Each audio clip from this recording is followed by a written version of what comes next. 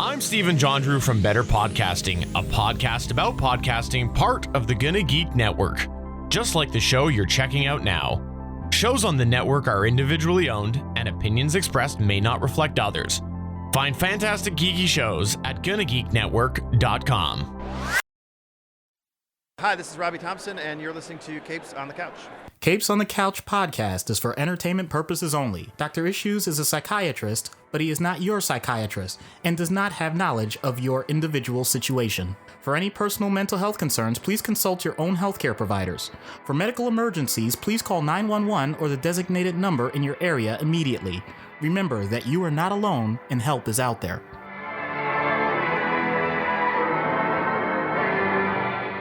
Hey everybody, Anthony here. This is our season 10 finale.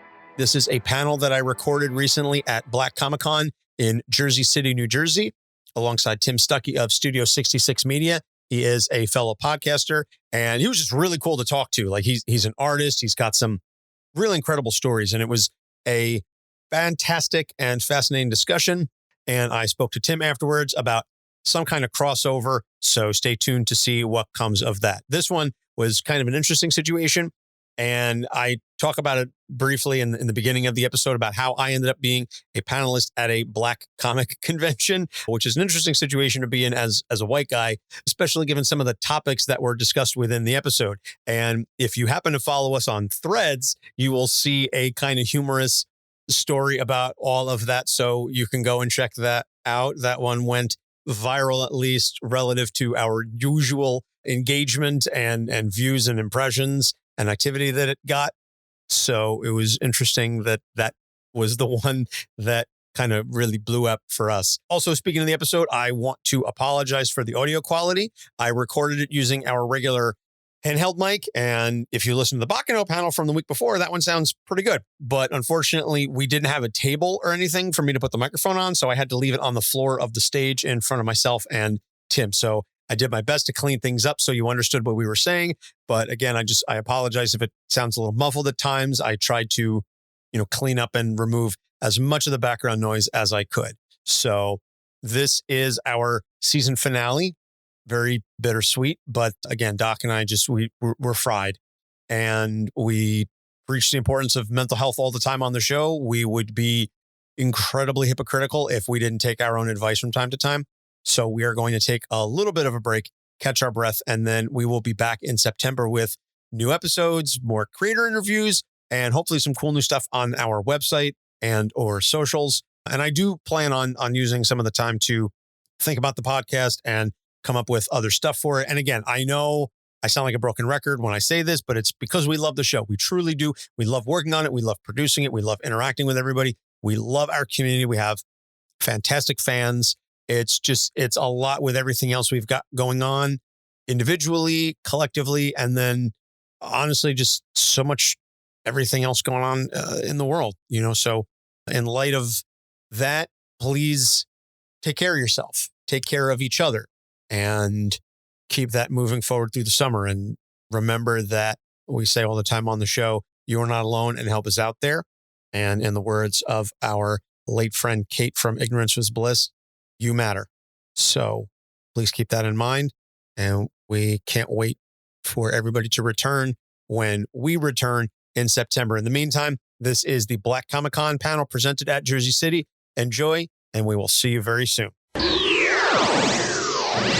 this will officially get started here. And so thank you both for coming. Thank you. And it's a great event. Love having you both here. You're both do podcasting. So what I want to start with is maybe an official introduction from both of you, like exactly I know you've been talking about, the audience has probably heard you, overheard you, whatever, but what your podcasts are about and what your subject matter is, and then we'll go into a line of questions that can kind of be something that relates to each one of you personally, but also just with podcasting in general, how you use the medium to influence and to make a difference in the field.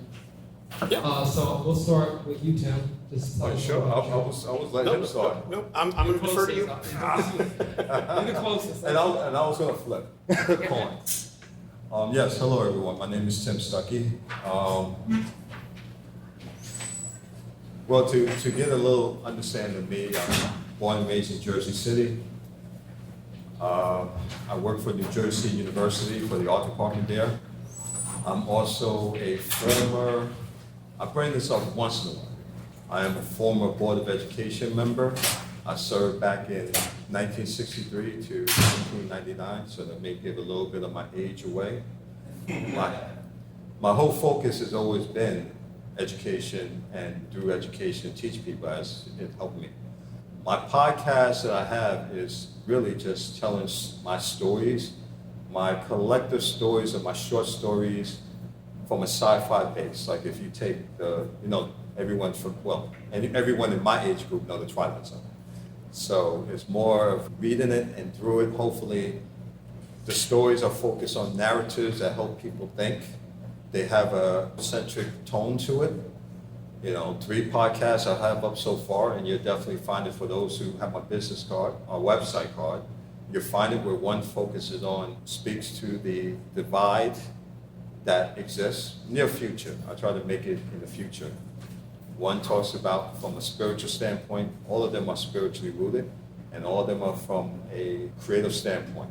Not too long, about 20 some odd, 30 minutes, but all the podcasts I try to release on my website, everything is about focusing to help people see something more positive than what they're seeing all around. We're right now currently, and I'm not going to take up much time because this good gentleman to speak. Too much negativity is existing around us. I grew up in a time when there wasn't a whole lot of negativity. There wasn't a lot of frustration and anger. So hopefully I'm trying to put positive stuff out there to remind people to be positive. You draw positivity.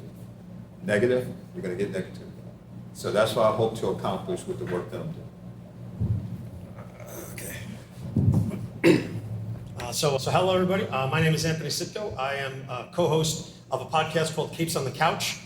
The subtitle to that podcast is Where Comics Get Counseling. And my best friend and co-host, he and I have been best friends since we were 13. He is a board certified psychiatrist, and the purpose of the show is to destigmatize discussions around mental health using comic book characters as a way to introduce some of these discussions and say that if these characters have these various neuroses, they have mental illness, they have struggles, they have trauma, whatever the case may be, and they can still manage to fight through it and overcome it, how can we use their examples to help real people with some of the stuff that they're going through? So we've been doing that for 6.5 years, and we've got about 200 or so episodes out. We interview creators, and we talk about the ways that they incorporate some of their trauma and their learned experiences and lived experiences and their personal stories, their art.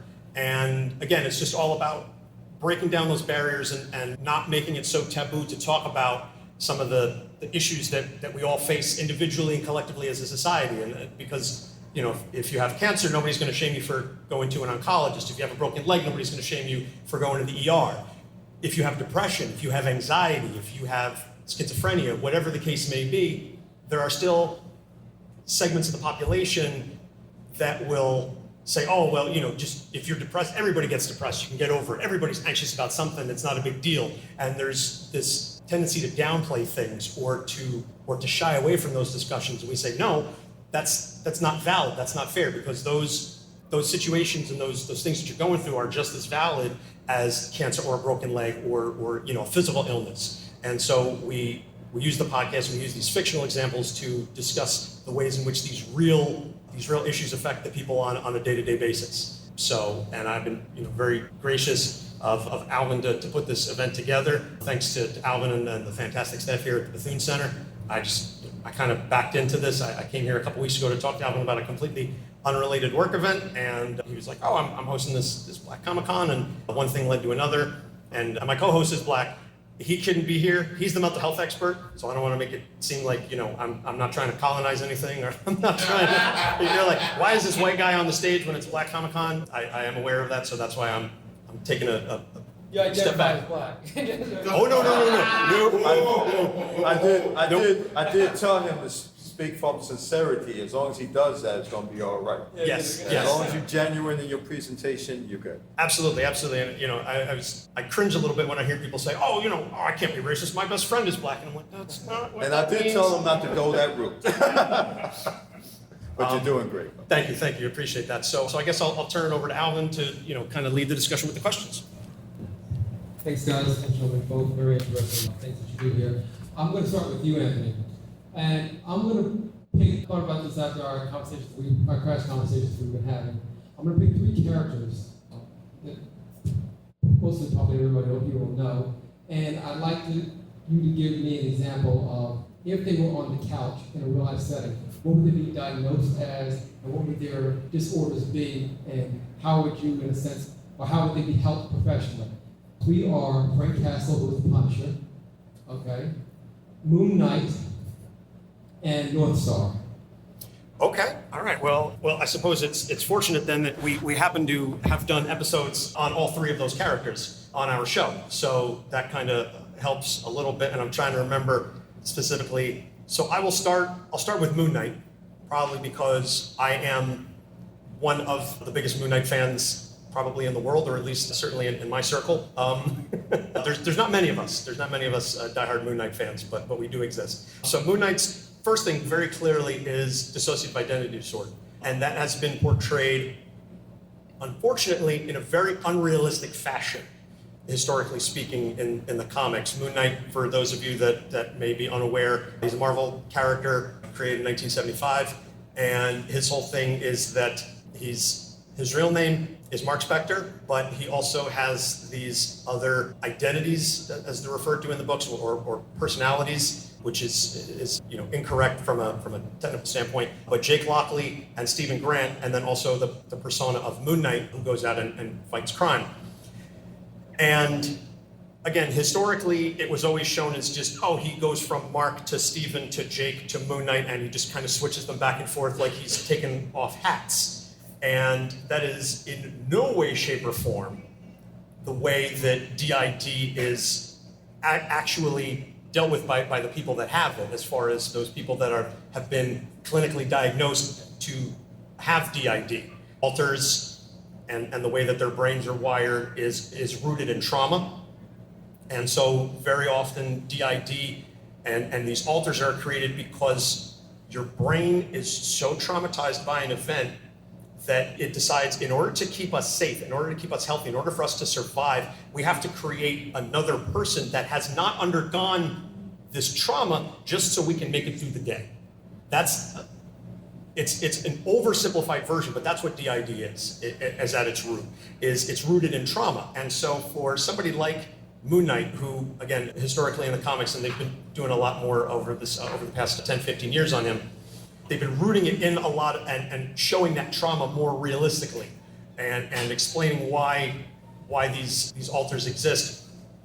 You really have to delve into the root of the trauma. And there may be medication involved. It's going to be a lot of discussion, and it's not about, you're not trying to cure the DID, because you can't cure these mental illnesses. And we really, on the show and just in general, we try and shy away from that terminology of cure. But you try and help them cope with it. So for somebody like Moon Knight, I would say the first thing is getting to the root of the trauma, identifying the source of it, and then figuring out a way for him and his alters to accept the trauma and accept their coexistence. You want the alters to coexist as cleanly as possible. So that would be the first thing. For somebody like a Frank Castle, the Punisher, here's a guy, former soldier, and obviously dealt with a lot while he was serving in the armed forces, comes home, has a wife and family. They're assassinated by the mafia. And so that is his triggering trauma, that he chooses to turn around and say, nobody's going after these people. They got away with killing my wife and kids. I'm going to purge New York City. I'm going to purge the world of this evil. And his mentality is very much black and white. That there's no nuance there. It's, you're doing bad things. I'm going to kill you so that you can't hurt anybody else. There's no opportunity for the people that Frank deals with to get any sort of redemption, because Frank feels that because he suffered the ultimate loss and he can't get his family back, he then takes that and projects that trauma onto everybody else.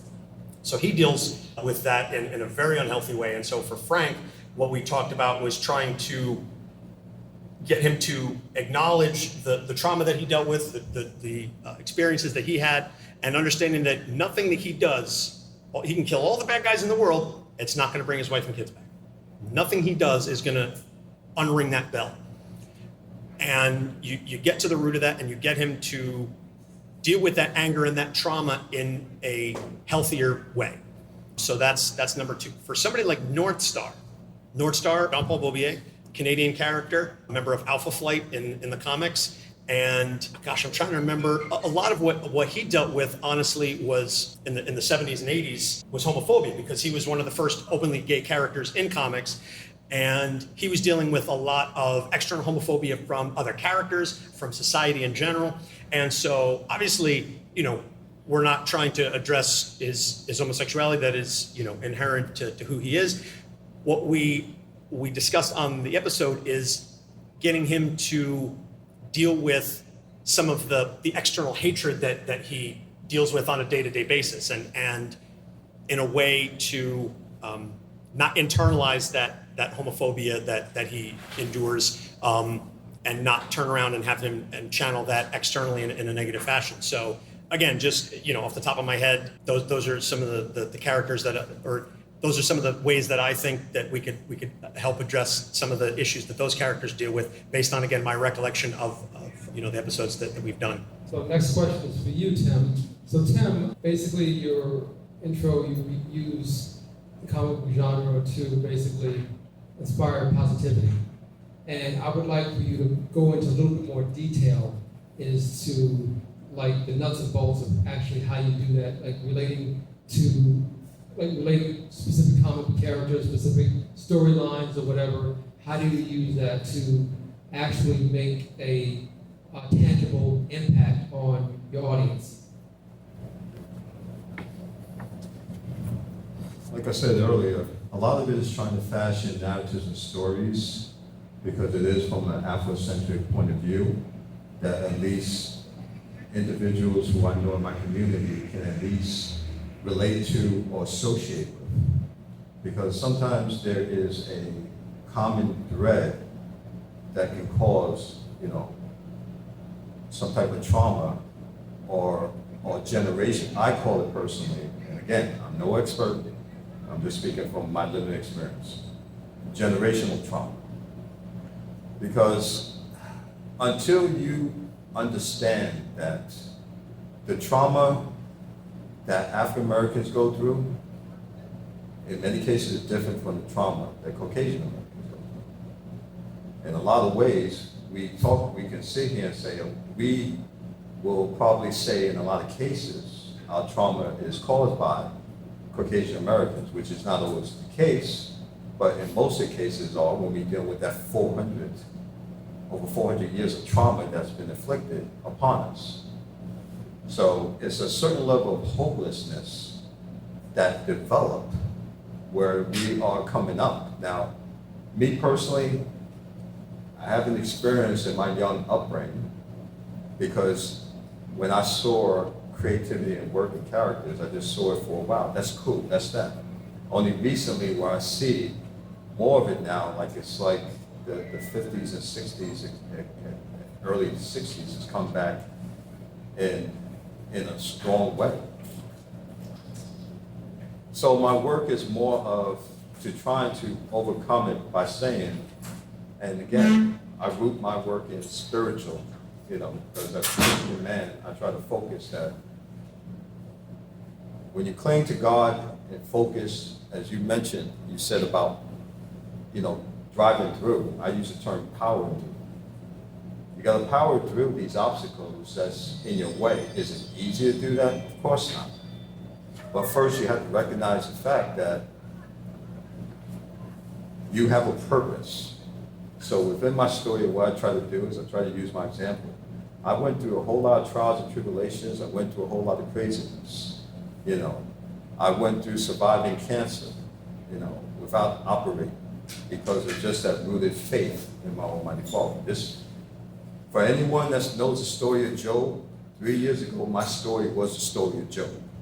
in every single aspect biblical. Where wife leaves you when you get sick, you get sick, you go through all this, literally. But what helped me to power through was that belief, that clinging to something. My creativity, my art, kept me focused, kept me from going over that edge. So I tried to share with my podcast, with my website, positive images, positive things that people can go through and say, wow, I haven't seen that. Because sometimes we get in so much imagery that is so negative and not uplifting like it was back in the day. It's nothing, not knocking the music of today, but it's not uplifting like it was listening to music back in the 60s and 70s that had an upbeat feel to it. That's what you call soul music. When you eating delicious food that was balanced, that's what we call soul food. We got to return back to the things that enrich our soul, that benefit so many people. If you look at the story of Motown back in the day, and yes, I'm going off topic a little bit, just explain the power of creativity and the power of that, and that relies in art and creative and storytelling. I was watching a documentary when Barry Gordon had the group go down south. And then you have, African American kids and Caucasian kids dance together, but there was this line down the middle. They would dance on one side or the other. And somewhere along the line, the guy said, we're not going to come back down here. Or the Caucasian kids said, listen, we want to move this forward because we're enjoying interacting. That's the power of that music had. That's the power of creativity. That's the power of it to bond people together until we all understand that there is familiar territory that exists. So my podcast right now starting off is just sharing stories for people to listen to, stories that are different from what we keep listening to every day. The stories I grew up on that was positive in my life and enriched my life and made a difference, and that's what I'm trying to do. Tim, I'm going to ask, and then I'm going to go back to Anthony. I want to ask, relating to comic books, like, can you give an example? And we're going to take some more questions from the audience soon. What is an example of a character or a storyline in Marvel, DC, Universe, whatever, it doesn't matter, a comic book character that you would consider to have maybe inspired you? As far as what, like a positive feeling or whatever helped you. Oh, no, you first. Oh, that was for me? Yeah. Oh, so sorry. I thought you said Anthony. Sorry, I'm listening. Did I say anything? I thought you said Anthony, but I thought you said Tim, then Anthony. Oh, no, maybe Okay. it's Tim. Okay. Okay. Well, I'm going to go with the very first character that inspired me to get into drawing, and that was Spider-Man. And I was joking with Anthony saying, yeah, my introduction was the animation. If everyone remember that animation with the song that stuck in your head, Spider-Man, Spider-Man back then. Yeah. That was because the character in the story was relatable. He wasn't like Superman, even though at that time I wasn't thinking, this is a Caucasian character, I can't relate. No, it felt a little closer to me than Batman being a millionaire and having a whole lot of money. I can't relate to that being rich. My father already told me when I jokingly said that we're middle class, no, we're poor. So I said, okay, thanks, Dad. But Peter Parker was one that was relatable because even though he didn't live in Jersey City, he lived in Queens. He went through same issues and same problems trying to just cope and deal with. But he felt in coping, I still want to help people. And, I was raised, by my family to help people, to be of service. So that's the one thing, that character influenced me. Of course, there's characters that come along that then you attach to, characters of color, that you say, wow, this is a cool character. But Spider-Man had the most, the first one to influence me on my path. I have a question, yeah. Oh, okay. No, I'm going to ask Anthony a question. So Anthony, question now for you is, out of your wide array of knowledge of comic book heroes or villains, which one do you feel you personally most relate to? Oh, gosh. You said villain? It's like villain or character. Hey, I don't judge. So I joke that there's the characters that I always say there's two characters. They're the one There's one that I would like to be, and then there's the one that I hope I don't get to, to that point. And the one that I hope that I don't get to actually is Moon Knight. And it's because I think he's such a fascinating character. The imagery, just from an artistic standpoint, I think he's just very, very well drawn. I actually cosplayed as Moon Knight a couple years ago at New York Comic Con. I got to meet a bunch of creators and take a whole bunch of photos with them. So Moon Knight is always that I try to live my life so I'm always doing better than he. It's kind of like the bar, or at least the floor. And then as far as my ceiling, the character that I hope to aspire to be, and that's Captain America. To the point that I have the Captain America shield tattooed on my shoulder blade. I got that when I turned 30, and I wanted to get a tattoo for a long time, and I finally decided on the shield because Captain America always does the right thing. He always fights for, truth, justice, the American way, all of that good stuff. I know that's the Superman line, but it still applies to Steve. And I put the shield on my back, and it's on my left side, which is where my heart is. So I always have the shield on my back, and it's always protecting my heart, because Steve fights for the American ideal.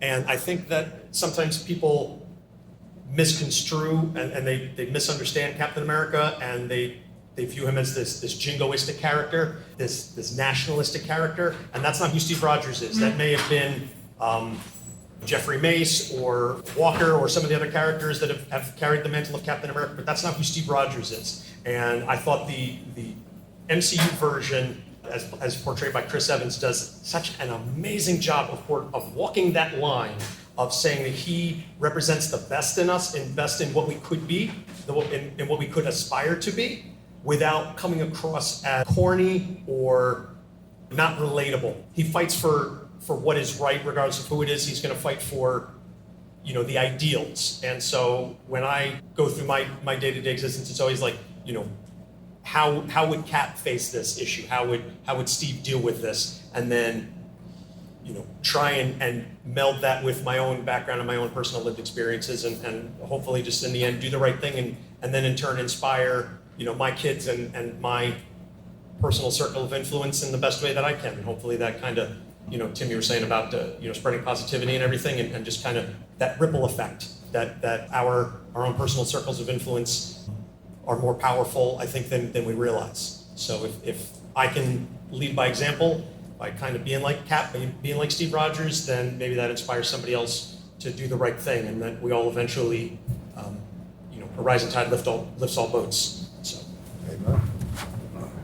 Just on the you part of Captain America, just going back to what you made, something you would possibly relate to your podcast.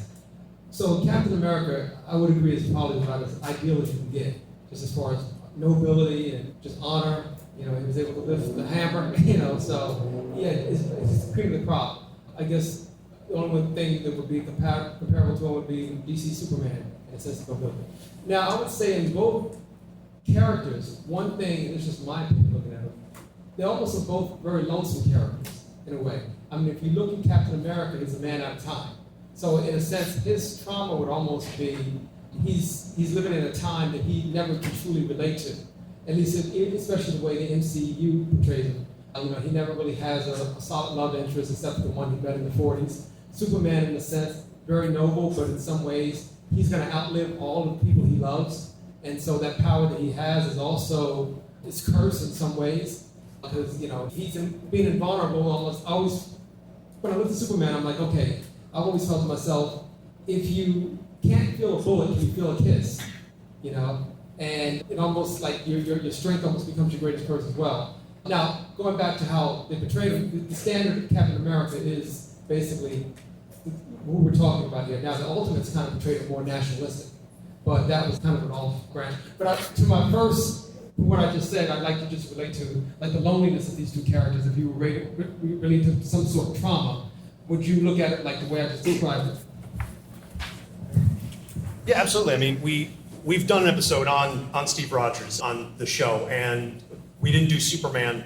We haven't done Superman largely because my co-host actually said this at another panel we did last week. He said, he will never speak an ill word of Superman. He said, I'll talk about, all the issues that every other Superman adjacent character has all the live long day. He goes, you will never hear me speak an ill word of Superman.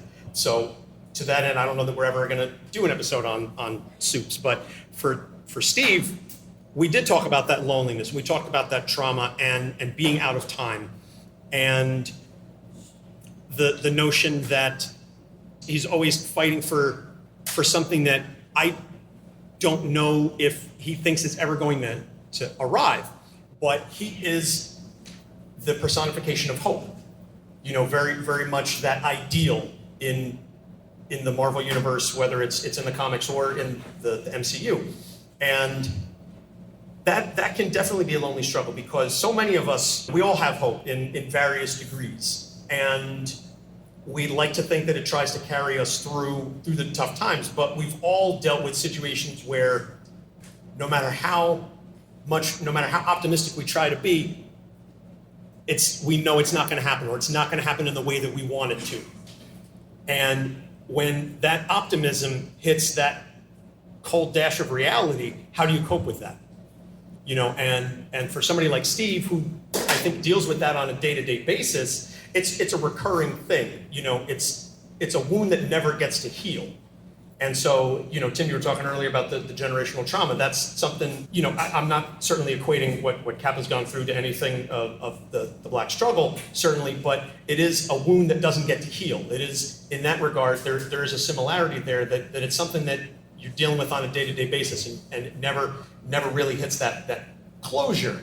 But you still have that optimism, you still have that hope, and that if you put that ideal out there, if you put that positivity out there, hopefully it continues to inspire, and eventually, I'm going to butcher the line a bit, but you're planting seeds for a tree that you're never going to get to sit under, that hopefully down the line, it will get better for the next generation, or for the generations after that.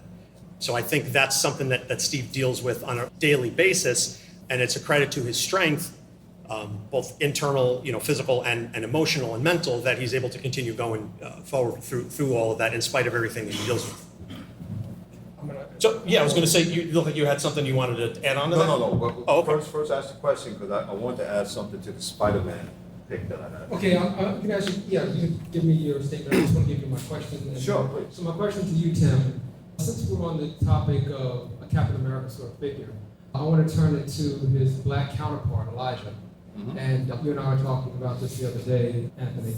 And I want to point out, almost when you talk about positivity, and your podcast seems to be more focused, obviously, on race relations and your personal experiences as African Americans in this country.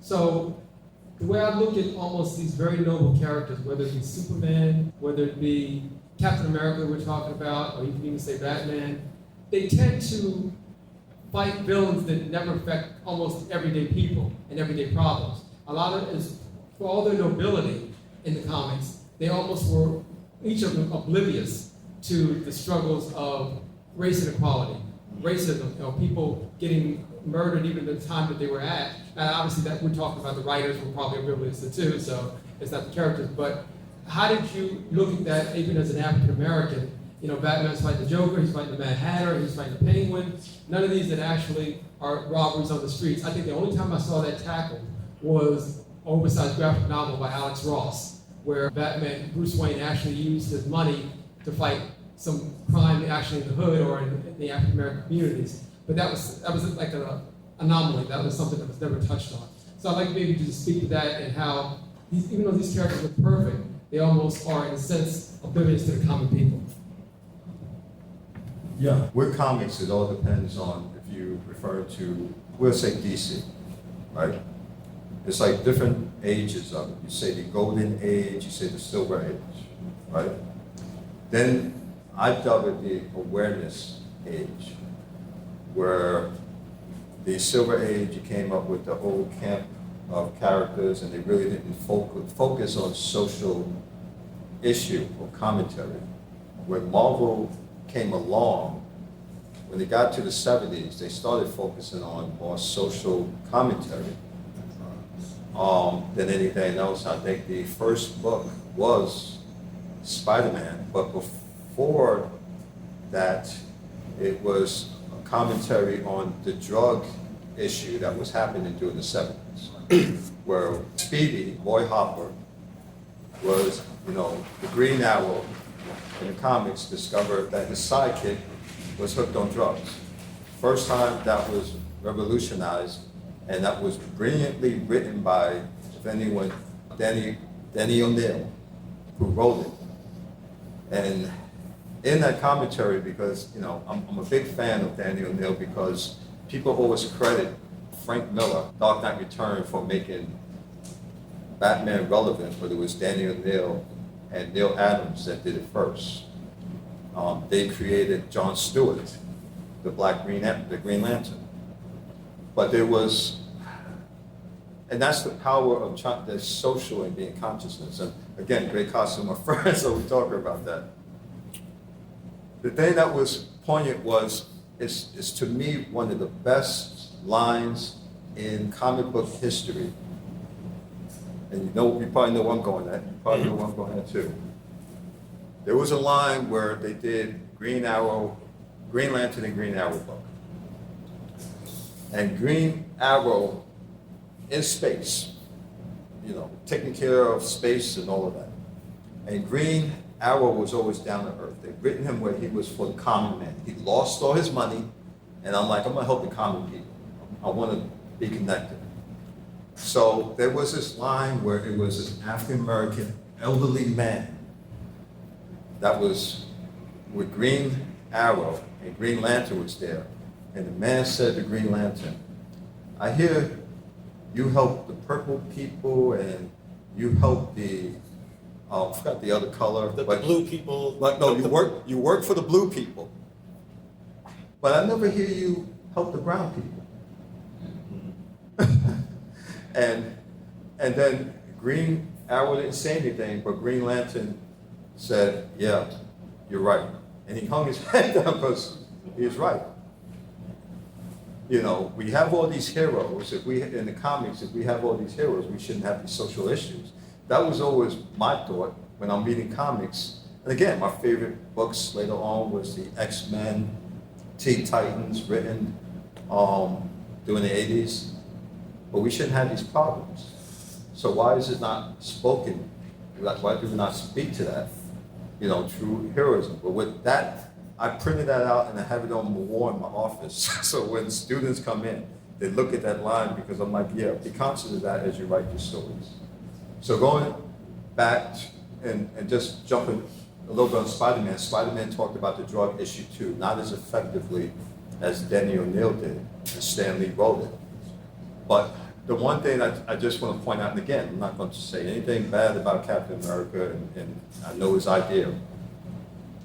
But when you think of Spider-Man being a relatable character, but the most tragic character, if you ever want to really talk about a character that had to overcome so many tragic things in his life, I can't even think about, and if someone can help me, think about a character that's more tragic than Peter Parker. He lost his uncle, got shot and killed. That made him become who he was. He lost one of his mentors, police captain. He got shot and killed. Even though she's back in the movies and the comics, but there was a period there where he lost Gwen Stacy, snapped her neck, trying to save her. How much more trauma can someone go through? I don't think he killed him, because basically with him, he said he could have saved his uncle. It's like the Batman lost both of his parents, but he was a kid, so his was trauma, but at least he didn't feel like he could have stopped it. Parker thought he could stop it. If he wasn't selfish. Yes. And he was poor. Well, he thought Yeah. he could stop it. That's what I'm saying. Batman thought he could stop it. That was his big fight. His regret was that he was helpless at that age to stop it. Yeah, he was helpless, but Parker had his powers and just didn't do it. That's what eats him away. He had the power because with great power comes great responsibility. So when I think about, and I remember I picked up a lot of comics from my oldest son on Spider-Man where they relaunched in the Ultimate line, because I wanted him to at least say, okay, this is a character that's been through a lot, but he powered through. He powered through to still help people. So if I can create my own characters and say, listen, yes, we know there's craziness going on around you, but you can power through it. This is a character that should have been cuddled up in the corner saying, I'm not going to do nothing no more. And many times it was written well where he questioned even if I should go on. Gave up the costume, but realized he had a purpose. So for every human being out here that's going through this, they have a purpose. I try to remind people, no matter what you're going through, you have a purpose. You may not be an actual superhero character, but you still have a purpose because God created you to be here for a reason. My work was just to create work and art to remind people of it. But every single person, hopefully comics will remind us of that, to overcome obstacles, to power through things. And books, films, movies have done that well, help us. No matter who does it. I watch anime, I watch so many, I watch Star Wars. Okay, no black people in Star Wars, but still, great story. I'm talking about the first Star Wars. Oh, okay. The first Star Wars, which I loved, blew my mind away, built a X-Wing fighter from paper and all that stuff.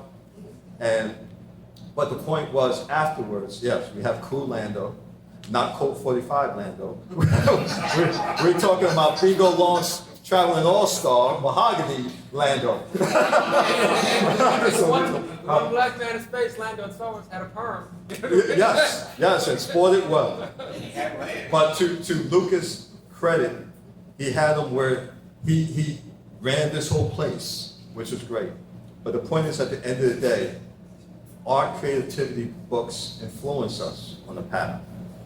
And we have to remember our work, no matter what it does, influence others and help others. As Anthony pointed out, that's what it's about. Understand the trauma and understand how people are powered through and work through it. And I think, I went to Berry Lane, and I'm saying this real quick so you can answer my friend.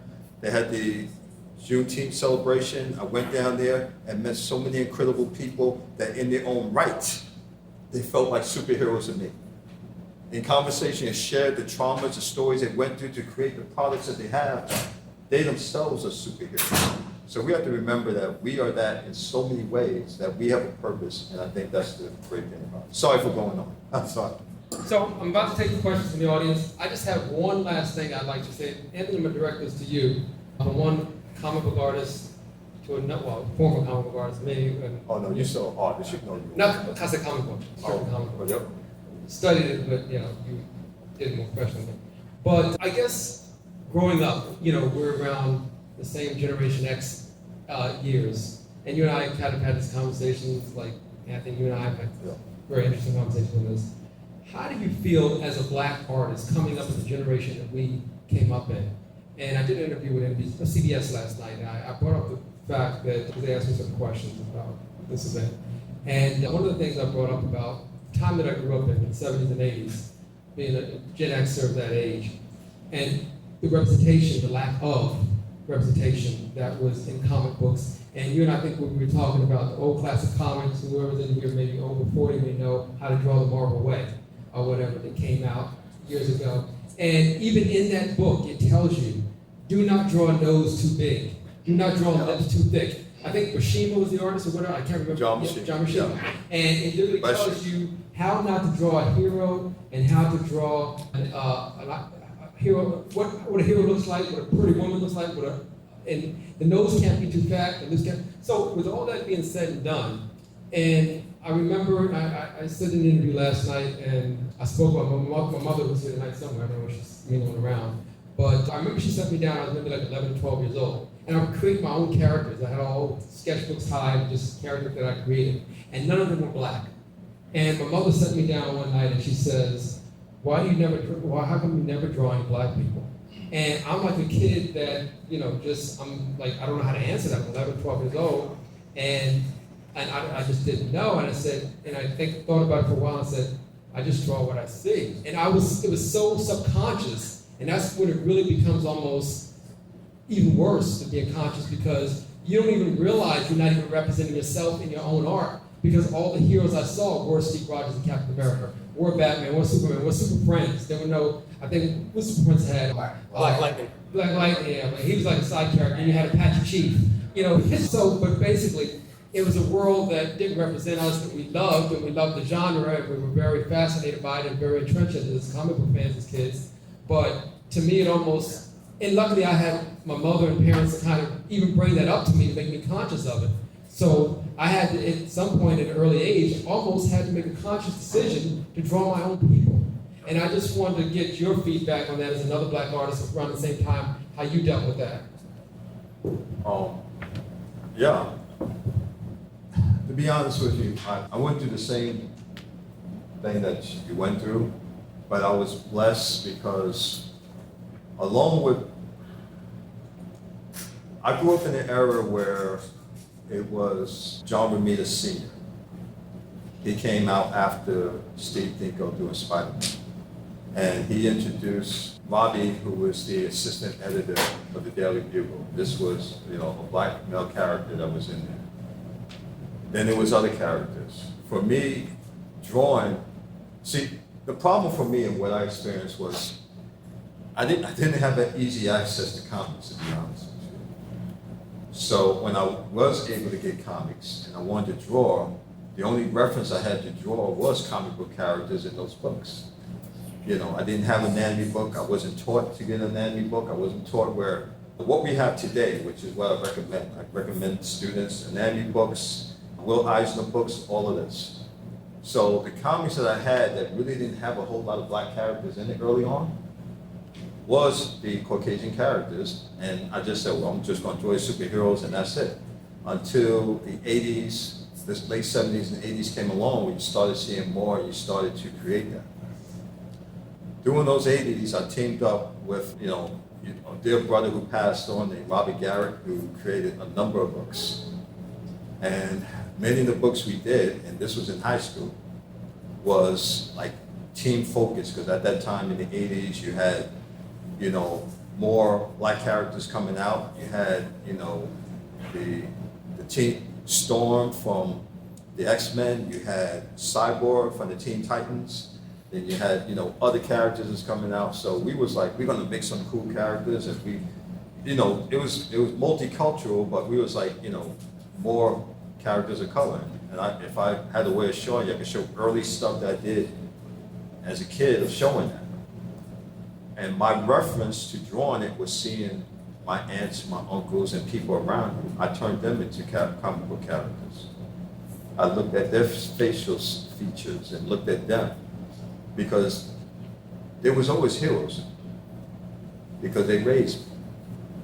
I just made them into characters. A lot of the stories that I do, I take the names and stuff and I base it on family members. Family members are going on, pass away. I remember a good friend said, write what you know, create what you know.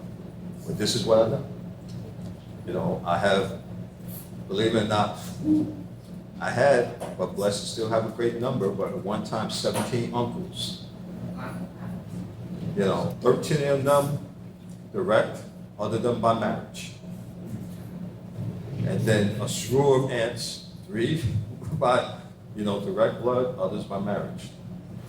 So being blessed to have them as a reference and started using them as a reference was great.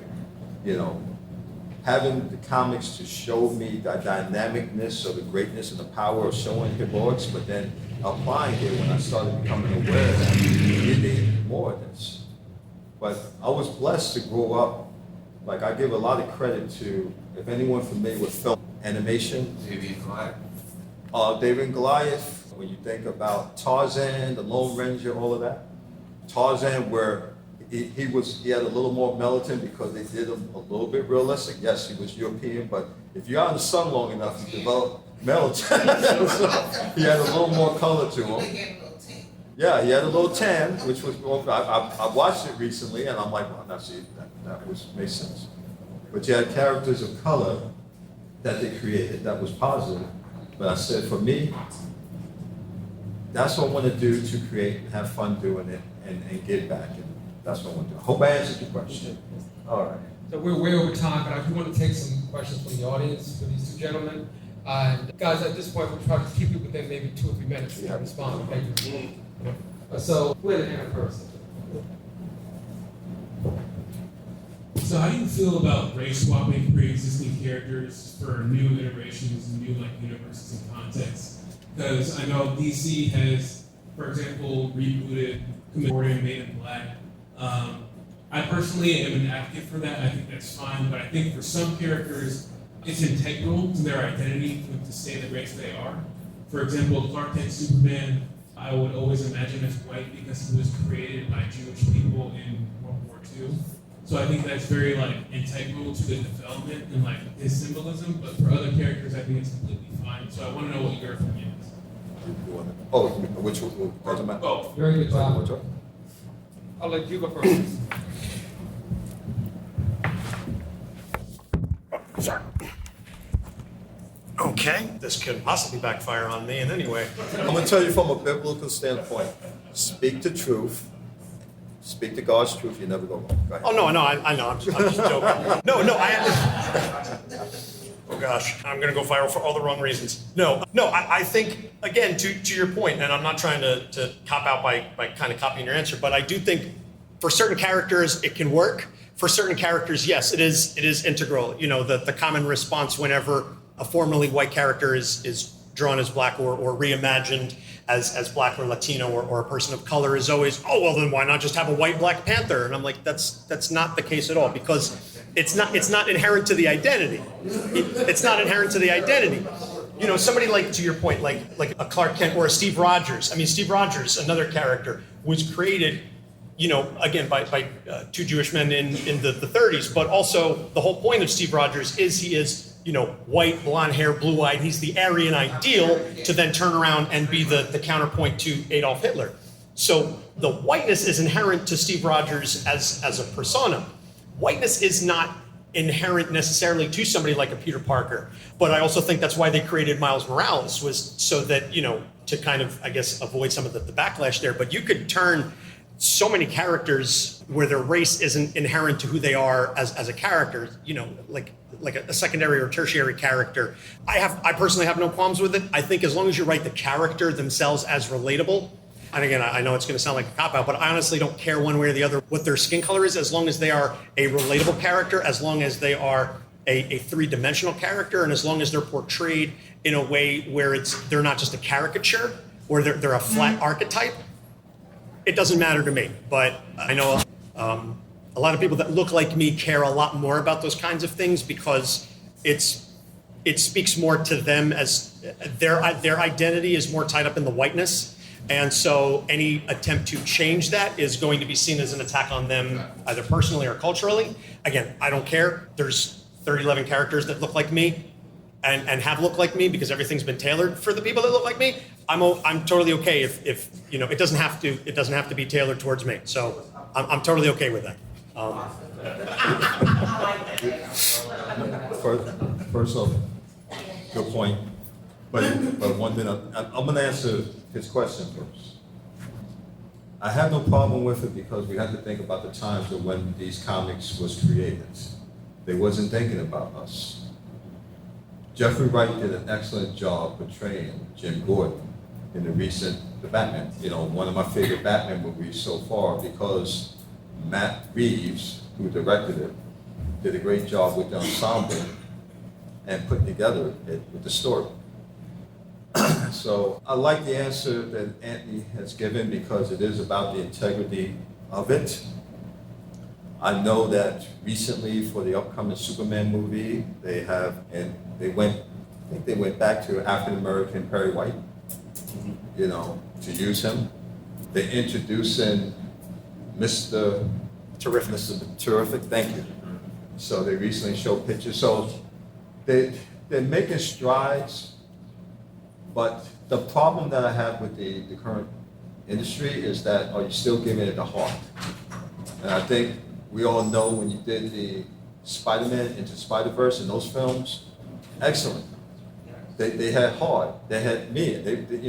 It's like won an Academy Award because everyone enjoyed and relate to that. And I want Hollywood, but they finally have a hard time understanding. There is depth and story that you have to get back to. Early in the conversation, I spoke to things, soul food, soul music, things like that. The the films, and not because it's totally black, but the Spider-Man, Spider-Verse, and Black Panther are probably the first movies where I can really say, wow, these are soul movies. They speak to the soul, they speak to that. Not like other films that's been out that speak otherwise, but yeah, that speaks soul. So now I experience soul movies. Yeah, it's a very interesting question because it almost breeds into other questions. Like, for instance, could you have changed the identity of a character like Matt Murdock, whose ethnicity is so tied up into his character of being a white Irish man, Catholic?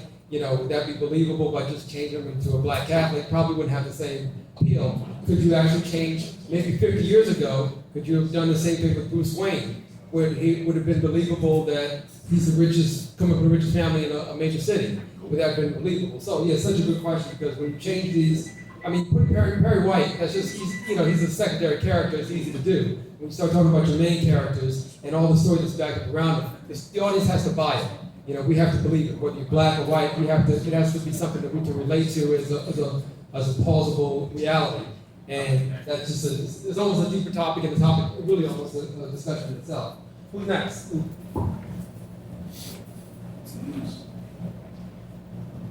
First of all, I want to thank you gentlemen for a crazy, this is my first Black Comic-Con panel. This is really incredible. I want to take it back to the mental health for me.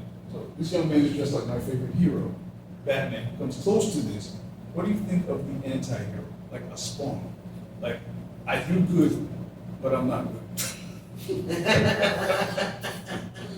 I'm going to give this one to you guys. Okay. I'm pretty sure I talked about it on your show, yeah. Yeah, to that point, we did an episode on Spawn, and I think the anti-hero is a fascinating concept because I think it speaks. Gosh, again, I'm really trying to limit myself to a short time frame of an answer here, but it really speaks to the nature of philosophy of what is good. Are you judging somebody by the effect of their actions? Are you judging them by the intent of their actions? By what metric are you looking at them? Because again, you can look at somebody like a Frank Castle, where from one perspective, okay, he's eliminating drug dealers and people who are going to hurt other people. He's taking that kind of evil off the street. But the manner in which he's doing it is, very, very final, and it's very hurtful to the people, and it doesn't allow for any kind of redemption. And his own internal trauma is the basis for that. So there's so many nuances to look at that, and I think the best stories are the ones where you understand where they're coming from. And to kind of bring it back to a film that you were just talking about, Black Panther, there was so much discussion about, Killmonger was right.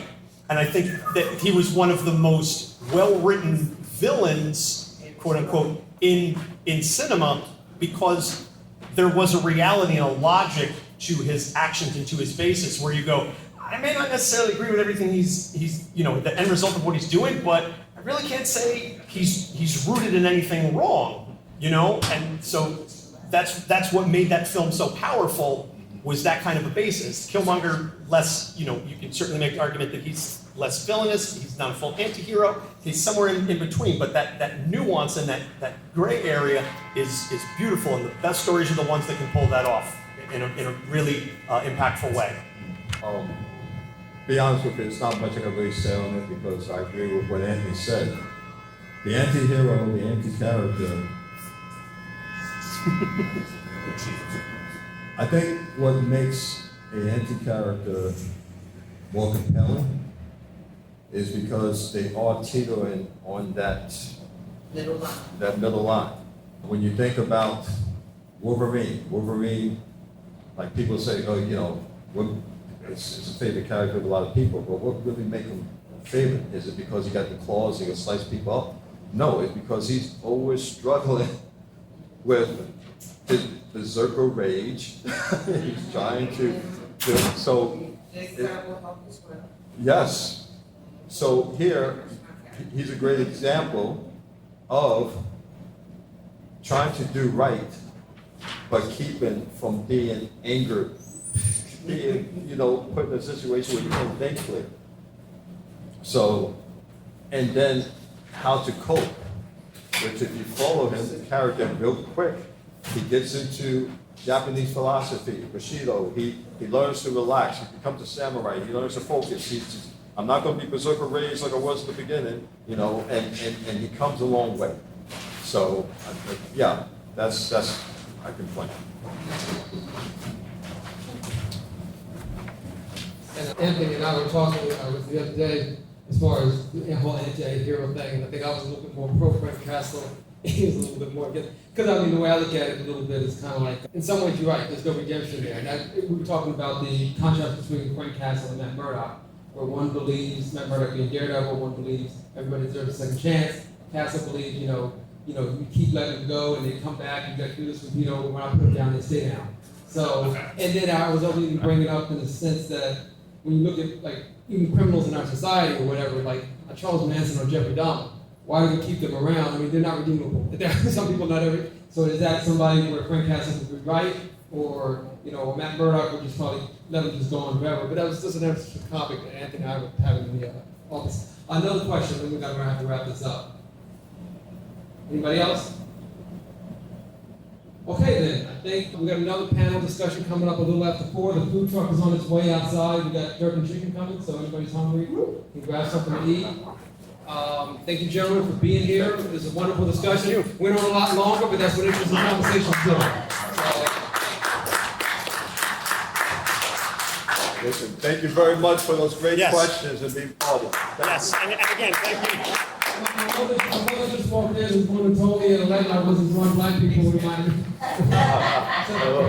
And thank you to Alvin and the fantastic staff here at the Bethune Center for putting on this event. Capes on the Couch podcast is for entertainment purposes only. Dr. Issues is a psychiatrist, but he is not your psychiatrist and does not have knowledge of your individual situation. For any personal mental health concerns, please consult your own healthcare providers. For medical emergencies, please call 911 or the designated number in your area immediately. Remember that you are not alone and help is out there.